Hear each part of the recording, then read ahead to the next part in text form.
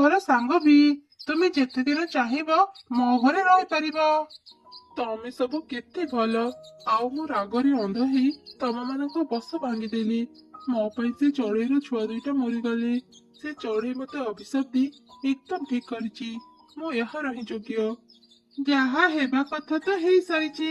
ସେ କଥା ଚିନ୍ତା କରି ଏବେ ଆଉ ମନ ଦୁଃଖ କରନି ରାଜକୁମାରୀ।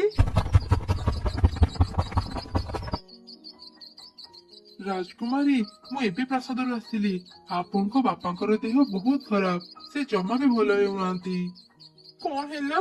ମୁଁ ଏବେ ହିଁ ମୋ ବାପାଙ୍କ ପାଖକୁ ଯାଉଛି। ଏମିତି କହି ଚଢେଇ ରାଜକୁମାରୀ ଉଡି ଉଡି ତା ବାପାଙ୍କ ପାଖକୁ ଗଲା। ବାପା, ନିଜର ଏଇ କଣ ଅବସ୍ଥା କରିଛ? ମାରେ, ମତେ କ୍ଷମା କରିଦେ। ତୁ କେତେ କଷ୍ଟରେ ଅଛୁ। ଆଉ ମୁଁ ତତେ ପୂର୍ବ ଭଳି ଠିକ କରିପାରିଲିନି। ମୁଁ ତୋର ଭଲ ବାପା ନୁହଁ। ନା ବାପା, ଏଥିରେ ତୁମର କିଛି ଭୁଲ ନାହିଁ। ସବୁ ଭୁଲ ତ ମୋର। ମୁଁ ମୋ ଭୁଲର ଶାସ୍ତି ପାଉଛି। ନିଜକୁ ଦୋଷ ଦିଅନି ବାପା, ଆଉ ଶୀଘ୍ର ଭଲ ହୁଅ। ସେତେବେଳେ ଗୋଟି ପ୍ରହରୀ ଆସି ଜଣେଇଲା ପାଖ ରାଜ୍ୟର ରାଜକୁମାର ବିକ୍ରମ ସେଠାକୁ ଆସିଛନ୍ତି। ରାଜକୁମାର ବିକ୍ରମଙ୍କର ଆସିବା ଖବର ଜାଣି ରାଜକୁମାରୀ ଚିନ୍ତାରେ ପଡିଗଲା। ସେ ଚଢେଇ ଅବସ୍ଥାରେ ରାଜକୁମାର ବିକ୍ରମଙ୍କ ସାମ୍ନାକୁ ଯିବାକୁ ଚାହୁଁନଥିଲା। ସେ ସେଠାରୁ ଉଡି ଚାଲିଗଲା। ସେପଟେ ରାଜକୁମାର ବିକ୍ରମ ରାଜାଙ୍କ ପାଖକୁ ଆସିଲା। ରାଜାଙ୍କ ପାଖରୁ ସେ ରାଜକୁମାରୀ ଚଢେଇ ହେବା କଥା ଜାଣିଲା। ଏହା ତ ସତରେ ବହୁତ ବଡ ସମସ୍ୟା। ହେଲେ ଆପଣ ଏ ବିଷୟରେ ଆଉ ଚିନ୍ତା କରନ୍ତୁନି। ମୁଁ ଆପଣଙ୍କୁ କଥା ଦେଉଛି, ରାଜକୁମାରୀଙ୍କ ପୂର୍ବ ରୂପ ଫେରେଇ ଆଣିବା ପାଇଁ ମୁଁ ନିଶ୍ଚୟ ଚେଷ୍ଟା କରିବି। ରାଜକୁମାରୀ ଏବେ କୋଉଠି, ମତେ ସେ ଠିକଣା କୁହନ୍ତୁ। ରାଜା ବିକ୍ରମକୁ ସେ ଠିକଣା କହିଲେ। ତାପରେ ରାଜକୁମାର ବିକ୍ରମ ରାଜକୁମାରୀ ରହୁଥିବା ଜାଗାକୁ ଗଲା ଆଉ ରାଜକୁମାରୀଙ୍କୁ ଡାକିଲା। ରାଜକୁମାରୀ ଏଲିନା, ଏବେ ତୁମେ କୋଉଠି? ମୋ ସାମ୍ନାକୁ ଆସ। ନା ରାଜକୁମାର, ମୁଁ ତଳକୁ ଯିବିନି। ଏବେ ମୁଁ ପୂର୍ବ ରାଜକୁମାରୀ ନୁହଁ, ଯାହାକୁ ତୁମେ ଜାଣିଛ। ତୁମେ ଏଠାରୁ ଚାଲିଯାଅ। ରାଜକୁମାରୀ, ମୁଁ ତମ ବାପାଙ୍କୁ କଥା ଦେଇଛି। ତମର ପୂର୍ବ ରୂପ ନ ଫେରିବା ଯାଏଁ ମୁଁ ଏଠାରୁ ଯିବିନି। ମୋ ପାଖକୁ ଆସ, ଆଉ ମତେ ସବୁ ଘଟଣା ଜଣାଅ। ଏମିତି ଶୁଣି ଚଢେଇ ରାଜକୁମାରୀ ତଳକୁ ଆସିଲା ଆଉ ରାଜକୁମାର ବିକ୍ରମକୁ ସବୁ ଘଟଣା ଜଣେଇଲା। ତାପରେ ବିକ୍ରମ ରାଜକୁମାରୀଙ୍କୁ ଅନ୍ୟ ଚଢେଇ ମାନଙ୍କୁ ଡାକିବା ପାଇଁ କହିଲା। ଚଢେଇ ରାଜକୁମାରୀ ତାର ସବୁ ସାଙ୍ଗକୁ ସେଠାକୁ ଡାକିଲା। ଆଚ୍ଛା, ତମେ ମାନେ କହିପାରିବ ସେ ମା ଚଢେଇ ଏବେ କୋଉଠି ଅଛି? ବସା ଭାଙ୍ଗିବା ଯୋଗୁ ଯାହାର ଦୁଇ ଛୁଆ ମରି ଯାଇଥିଲେ। ସେ ଘଟଣା ପରେ ମା ଚଢେଇ ଦୁଃଖରେ ଜାଗା ଛାଡି ପାଖ ଜଙ୍ଗଲକୁ ଚାଲି ଯାଇଛି। ମୁଁ ଶୁଣିଥିଲି ପାଖ ଜଙ୍ଗଲରେ ଥିବା ଏକ ବଡ ତାଳ ଗଛରେ ସେ ବସା ବାନ୍ଧି ରହୁଛି। ଚାଲନ୍ତୁ ରାଜକୁମାରୀ, ଆମେ ଏବେ ହିଁ ତା ପାଖକୁ ଯିବା। ଏବେ କେବଳ ସେ ହିଁ ତମକୁ ଏ ଅଭିଶାପରୁ ମୁକ୍ତ କରିପାରିବ। ଏମିତି କହି ରାଜକୁମାର ବିକ୍ରମ ଏଲିନାକୁ ଧରି ପାଖ ଜଙ୍ଗଲକୁ ଗଲା। କିଛି ସମୟ ଖୋଜିଲା ପରେ ସେ ସେଇ ବଡ ତାଳ ଗଛକୁ ପାଇଗଲା, ଯୋଉଠି ସେ ମା ଚଢେଇ ବସା ବାନ୍ଧି ରହୁଥିଲା। ସେଠି ପହଞ୍ଚିଲା ପରେ ଏଲିନା ସେ ମା ଚଢେଇକୁ ଡାକିଲା। ରାଜକୁମାରୀର ପାଟି ଶୁଣି ମା ଚଢେଇ ତଳକୁ ଆସିଲା। ରାଜକୁମାରୀ, ତୁ ଏଠି? ଏବେ ତତେ ଆଉ କଣ ଦରକାର? ମୋ ଛୁଆ ମାନଙ୍କୁ ମାରି ତତେ କଣ ଶାନ୍ତି ମିଳିଲାନି? ମତେ କ୍ଷମା କରିଦେ ଚଢେଇ। ମୁଁ ଗର୍ବ ଅହଙ୍କାରରେ ଅନ୍ଧ ହେଇଯାଇଥିଲି। ମୁଁ ତମ ମାନଙ୍କ କଷ୍ଟକୁ ବୁଝି ପାରିନଥିଲି। ମୁଁ ମୋ ଭୁଲ ବୁଝି ସାରିଛି, ଆଉ ତୋର ଦଣ୍ଡ ବି ପାଉଛି। ଚଢେଇ, ତୁ ତ ଛୁଆଙ୍କୁ ହରେଇ ବହୁତ କଷ୍ଟ ପାଇଛୁ। ଆମେ କେହି ବି ତ କଷ୍ଟ ଦୂର କରିପାରିବୁନି। ରାଜକୁମାରୀ ନିଜ ଭୁଲ ବୁଝି ସାରିଛି। ସେ ଏବେ ତୋ ଭଳି ଗୋଟେ ଚଢେଇ। ଏଇ ଦୁଃଖରେ ରାଜାଙ୍କର ଦେହ ଖରାପ ହେଇଯାଇଛି। ସେ ବଞ୍ଚିବେ କି ନାହିଁ ତାହା ଜଣା ନାହିଁ। ତୁ କଣ ଚାହୁଁ ଅନ୍ୟ ଜଣେ ବି ନିଜ ସନ୍ତାନ ହରି ଏ ଦୁନିଆରୁ ଚାଲିଯାଉ? ଏବେ ସବୁ କିଛି ତୋ ହାତରେ ଅଛି। ତୁ ରାଜକୁମାରୀଙ୍କୁ କ୍ଷମା କରିଦେ। ବିକ୍ରମ ପାଖରୁ ଏମିତି ଶୁଣି ମା ଚଢେଇଟି କାନ୍ଦିବାକୁ ଲାଗିଲା ଆଉ କହିଲା, ନା, ମୁଁ କେବେ ବି ଚାହିଁବିନି ମୋ ଭଳି ଅନ୍ୟ ବାପା ମା ବି ନିଜ ସନ୍ତାନକୁ ହରି କଷ୍ଟ ପାଆନ୍ତୁ। ଯା ରାଜକୁମାରୀ, ମୁଁ ତତେ କ୍ଷମା କରିଦେଲି। ଏମିତି କହି ମା ଚଢେଇ ସେଠାରୁ ଯିବା ସମୟରେ ତା ଆଖିର ଲୁହ ରାଜକୁମାରୀ ଉପରେ ପଡିଲା। ରାଜକୁମାରୀ ନିଜ ପୂର୍ବ ରୂପକୁ ଫେରି ପାଇଲା। ସତରେ ତମେ ଚଢେଇ ସବୁ ବହୁତ ଭଲ। ବହୁତ ବଡ ମନ ତମର। ମତେ କ୍ଷମା କରିଦେଇଥିବାରୁ ବହୁତ ଧନ୍ୟବାଦ। ମା ଚଢେଇକୁ ଧନ୍ୟବାଦ ଜଣେଇ ରାଜକୁମାର ବିକ୍ରମ ଆଉ ଏଲିନା ରାଜପ୍ରାସାଦକୁ ଫେରିଲେ। ରାଜକୁମାରୀ ଏଲିନାକୁ ଠିକ ହେବାର ଦେଖି ରାଜାରାଣୀ ଖୁବ ଖୁସି ହେଇଗଲେ। କିଛି ଦିନ ପରେ ରାଜା ବି ଧୀରେ ଧୀରେ ସୁସ୍ଥ ହେଇଗଲେ। ସେଦିନ ପରଠାରୁ ରାଜକୁମାରୀ ଏଲିନା ସମ୍ପୂର୍ଣ୍ଣ ଭାବରେ ବଦଳିଗଲା। ସେ ଆଉ କାହା ସହ ବି ଖରାପ ବ୍ୟବହାର କରିନଥିଲା। ଶେଷରେ ରାଜକୁମାର ବିକ୍ରମ ସହ ରାଜକୁମାରୀ ଏଲିନାର ବାହାଘର ବହୁତ ଧୁମଧାମରେ ହେଇଗଲା ଆଉ ସେମାନେ ଖୁସିରେ ଜୀବନ ଯାପନ କଲେ। ବହୁ ଦିନ ପୂର୍ବେ ଗୋଟିଏ ରାଜ୍ୟରେ ଏଲିନା ନାମରେ ଜଣେ ରାଜକୁମାରୀ ତାଙ୍କ ମାତା ପିତାଙ୍କ ସହ ରହୁଥିଲେ। ରାଜକୁମାରୀ ଦେଖିବାକୁ ବହୁତ ସୁନ୍ଦର ଥିଲେ। ରାଜକୁମାରୀଙ୍କ ବିବାହ ବୟସ ହେଇଯାଇଥିଲା। ଅନେକ ରାଜ୍ୟରୁ ରାଜକୁମାରୀଙ୍କ ବାହାଘର ପାଇଁ ପ୍ରସ୍ତାବ ଆସିଥିଲା, ହେଲେ ରାଜକୁମାରୀ କାହାକୁ ବି ପସନ୍ଦ କରୁନଥିଲେ। ଯୋଉଥିପାଇଁ ରାଜା ରାଣୀ ରାଜକୁମାରୀଙ୍କ ବାହାଘରକୁ ନେଇ ସବୁବେଳେ ଚିନ୍ତାରେ ରହୁଥିଲେ। ଦିନେ ପଡୋଶୀ ରାଜ୍ୟର ଜଣେ ରାଜା ବିଜୟ କୁମାର ରାଜକୁମାରୀ ଏଲିନାଙ୍କ ସୁନ୍ଦରତା ବିଷୟରେ ଶୁଣି ରାଜକୁମାରୀଙ୍କୁ ଦେଖା କରିବା ପାଇଁ ତାଙ୍କ ରାଜ୍ୟକୁ ଆସିଲେ। ରାଜା ବିଜୟ କୁମାରଙ୍କ ସସମ୍ମାନରେ ସ୍ୱାଗତ କଲେ। କିଛି ସମୟ ପରେ ରାଜକୁମାରୀ ଏଲିନା ବିଜୟ କୁମାରଙ୍କ ସାମ୍ନାକୁ ଆସିଲେ। ପ୍ରଥମ ଦେଖାରୁ ହିଁ ବିଜୟ କୁମାର ରାଜକୁମାରୀଙ୍କୁ ଖୁବ୍ ପସନ୍ଦ କଲେ। ସେ ରାଜକୁମାରୀଙ୍କୁ ବିବାହ କରିବା ପାଇଁ ରାଜାଙ୍କ ପାଖରେ ପ୍ରସ୍ତାବ ରଖିଲେ। ମହାରାଜ, ରାଜକୁମାରୀ ମୋର ପସନ୍ଦ ହେଇଛନ୍ତି।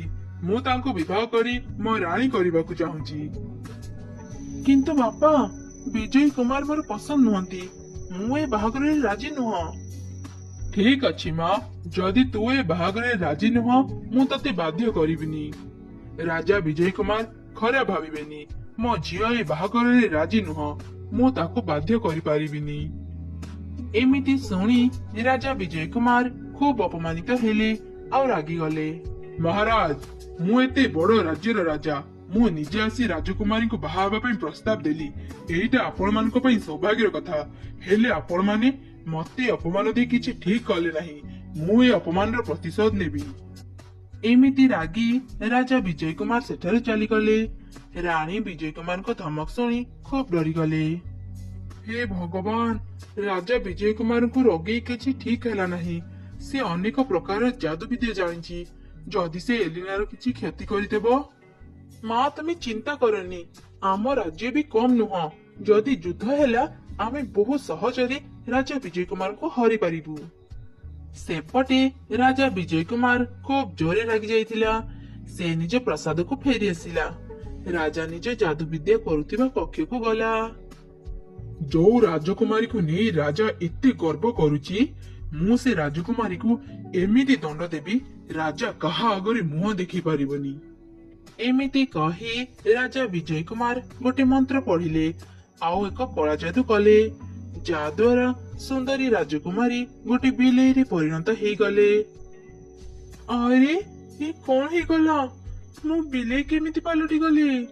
ରାଜକୁମାରୀ କାନ୍ଦି କାନ୍ଦି ରାଜା ରାଣୀଙ୍କ ପାଖକୁ ଗଲେ। ଆମ ମହଲରେ ଏ ବିଲେଇ କୋଉଠୁ ଆସିଲା? ପ୍ରହରୀ, ଜଲ୍ଦି ଏ ବିଲେଇକୁ ପ୍ରାସାଦ ଭିତରୁ ବାହାର କର। ନାଇଁ ବାପା, ମୁଁ ଆପଣଙ୍କ ଝିଅ ରାଜକୁମାରୀ ଏଲିନା। ମୁଁ ଜାଣିନି ମୋର ଏମିତି ରୂପ କେମିତି ହେଲା। ରାଜକୁମାରୀ ଏଲିନା? ମା, ତୋର ଏ ଅବସ୍ଥା କେମିତି ହେଲା? ମୁଁ ତମକୁ କହିଥିଲି ନା, ରାଜା ବିଜୟ କୁମାର ସହ ଶତ୍ରୁତା କରନି। ସେ ହିଁ କିଛି କଳା ଯାଦୁ କରି ମୋ ଝିଅକୁ ଏମିତି କରିଦେଇଥିବ। ଏମିତି ଶୁଣି ରାଜା ଖୁବ୍ ଜୋରେ ରାଗିଗଲେ। ସେ ବିଜୟ କୁମାରଙ୍କ ସହ ଯୁଦ୍ଧ କରିବା ପାଇଁ ପ୍ରସ୍ତୁତ ହେଲେ, ହେଲେ ରାଣୀ ତାଙ୍କୁ ଅଟକେଇଲେ। ଆଗ ଆମ ଝିଅ କେମିତି ଠିକ ହେବ ସେ କଥା ଚିନ୍ତା କରନ୍ତୁ ମହାରାଜ। ଆପଣ ପ୍ରତିଶୋଧ ପଛରେ ବି ନେଇପାରିବେ। ରାଣୀଙ୍କ କଥା ଶୁଣି ରାଜା ଟିକେ ଶାନ୍ତ ହେଲେ। ସେ ରାଜ୍ୟର ପ୍ରମୁଖ ବୈଦ୍ୟ, ତାନ୍ତ୍ରିକ ଆଉ ସାଧୁଙ୍କୁ ଡାକିଲେ। ସମସ୍ତେ ଯେତେ ଚେଷ୍ଟା କଲେ ବି ରାଜକୁମାରୀଙ୍କୁ ତାଙ୍କ ପୂର୍ବ ଅବସ୍ଥାକୁ ଫେରେଇ ଆଣିପାରିଲେନି। ଏମିତି ଦେଖି ରାଜା ରାଣୀ ଦୁଃଖରେ ଭାଙ୍ଗି ପଡିଲେ। ସମସ୍ତେ ସେଠାରୁ ଯିବା ପରେ ଜଣେ ସାଧୁ ରାଜାଙ୍କ ପାଖକୁ ଆସିଲେ ଆଉ କହିଲେ, ମହାରାଜ, ଏଠାରୁ କିଛି ଦୂରରେ ଗୋଟେ ଘଞ୍ଚ ଜଙ୍ଗଲ ଅଛି। ସେ ଜଙ୍ଗଲ ମଝିରେ ଗୋଟେ ଲାଲ ପଦ୍ମର ପୋଖରୀ ଅଛି। ସେ ଲାଲ ପଦ୍ମରେ ଖୁବ୍ ଶକ୍ତି ଅଛି। ସେ ଯେକୌଣସି ବି କଳା ଯାଦୁକୁ ଖଣ୍ଡନ କରିପାରିବ। ସେ ଲାଲ ପଦ୍ମକୁ ଯଦି ଆମେ ରାଜକୁମାରୀଙ୍କୁ ସ୍ପର୍ଶ କରିବା, ରାଜକୁମାରୀ ନିଶ୍ଚୟ ଠିକ ହେଇଯିବେ। କିନ୍ତୁ ମହାରାଜ, ସେ ଲାଲ ପଦ୍ମକୁ ଆଣିବା ଏତେ ସହଜ ନୁହଁ, କାରଣ ସେ ପୋଖରୀରେ ବହୁତ ଗୁଡିଏ ଲାଲ ପଦ୍ମ ଅଛି। ପ୍ରକୃତ ଲାଲ ପଦ୍ମ ହିଁ କଳା ଯାଦୁକୁ ଖଣ୍ଡନ କରିପାରିବ। ତାକୁ ଚିହ୍ନିକି ଆଣିବା ବହୁତ କଷ୍ଟ କାମ। ଯଦି କେହି ଭୁଲ ପଦ୍ମ ନେଇ ଆସିଲା ତେବେ ତାର ମୃତ୍ୟୁ ସୁନିଶ୍ଚିତ। ଏମିତି ଶୁଣି ରାଜା ପ୍ରାସାଦର ସବୁ କର୍ମଚାରୀ ମାନଙ୍କୁ ଏକଥା ଜଣେଇଲେ। ଆଉ ଯିଏ ବି ସେ ଲାଲ ପଦ୍ମକୁ ଆଣି ରାଜକୁମାରୀକୁ ଠିକ କରିଦେବ ରାଜା ତାକୁ ବହୁତ ପୁରସ୍କାର ଦେବେ ବୋଲି କହିଲେ। ହେଲେ ମୃତ୍ୟୁ ଭୟରେ କେହି ବି ସେ ପୋଖରୀକୁ ଯିବା ପାଇଁ ସାହସ କଲେ ନାହିଁ। ମାଳିର ପୁଅ ରାଜେଶ ସେ ପୋଖରୀକୁ ଯିବା ପାଇଁ ରାଜି ହେଇଗଲା। ମହାରାଜ, ମୁଁ ସେ ପୋଖରୀକୁ ଯାଇ ଲାଲ ପଦ୍ମ ଆଣିବି।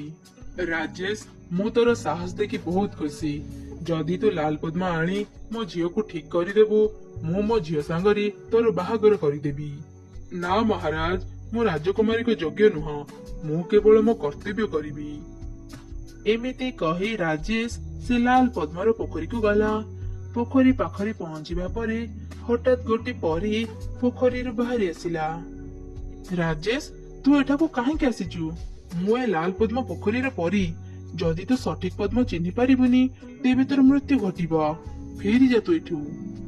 ନା ପରୀ, ରାଜକୁମାରୀକୁ ଠିକ କରିବା ପାଇଁ ଯଦି ମୋର ଜୀବନ ଚାଲିଗଲା ତେବେ ମୁଁ ତାକୁ ମୋର ସୌଭାଗ୍ୟ ଭାବିବି।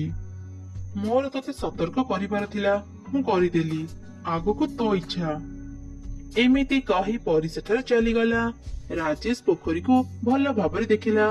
ସେଠାରେ ଅନେକ ଗୁଡିଏ ଲାଲ ପଦ୍ମ ଥିଲା। ସବୁ ଲାଲ ପଦ୍ମ ଏକା ଭଳି ଦେଖାଯାଉଥିଲା। ପ୍ରକୃତ ପଦ୍ମକୁ ଚିହ୍ନିବା ବହୁତ କଷ୍ଟ ଥିଲା।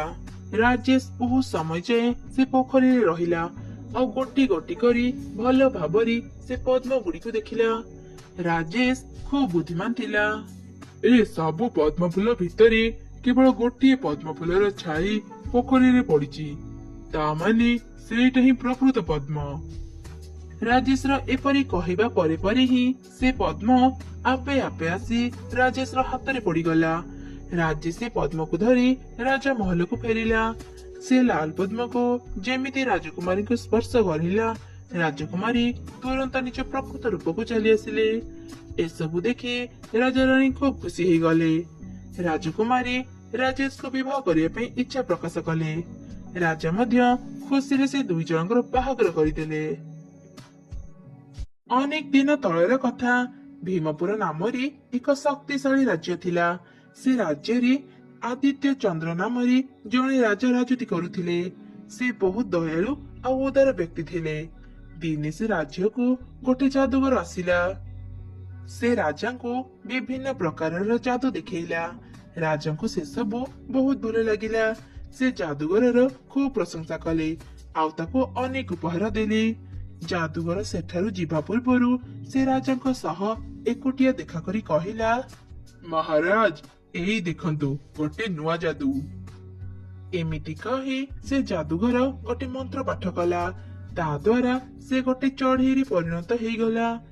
ଏମିତି ପୁଣି ଏକ ମନ୍ତ୍ର ପଢି ସେ ତା ପୂର୍ବ ରୂପକୁ ଫେରି ଆସିଲା। ରାଜା ଏପରି ଯାଦୁ ଦେଖି ଖୁବ ଆଶ୍ଚର୍ଯ୍ୟ ହେଇଗଲେ। ସେ ଯାଦୁଗରକୁ ଏମିତି କେମିତି କଲ ବୋଲି ପଚାରିଲେ। ଯାଦୁଗରଟି କହିଲା, ମହାରାଜ, ଏହା ଏକ କୁହୁକ ମନ୍ତ୍ର ଅଟେ। ଏ ମନ୍ତ୍ରକୁ କହିବା ଦ୍ୱାରା ଆପଣ ଯେ କୌଣସି ପଶୁ କିମ୍ବା ପକ୍ଷୀର ରୂପ ନେଇ ପାରିବେ।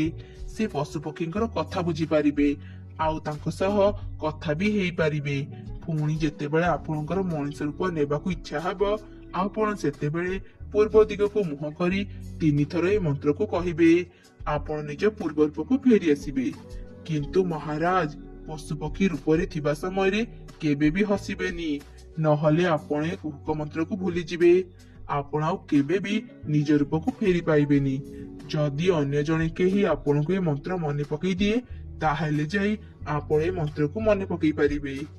ଏମିତି କହି ସେ ଯାଦୁଗର ରାଜା ଆଉ ତାଙ୍କ ପ୍ରଧାନ ସେନାପତିଙ୍କୁ ସେ ମନ୍ତ୍ରଟି କହିଲା ଆଉ ସେଠାରୁ ଚାଲିଗଲା। ରାଜା ଏପରି ଏକ କୁହୁକ ମନ୍ତ୍ର ପାଇ ଖୁବ ଖୁସି ହେଇଗଲେ। ପରଦିନ ସକାଳେ ରାଜା ଆଉ ତାଙ୍କ ପ୍ରଧାନ ସେନାପତି ରାଜ ଉଦ୍ୟାନରେ ବୁଲୁଥିଲେ। ବୁଲୁ ବୁଲୁ ସେମାନେ ଦୁଇଟି ବଗକୁ ଦେଖିଲେ।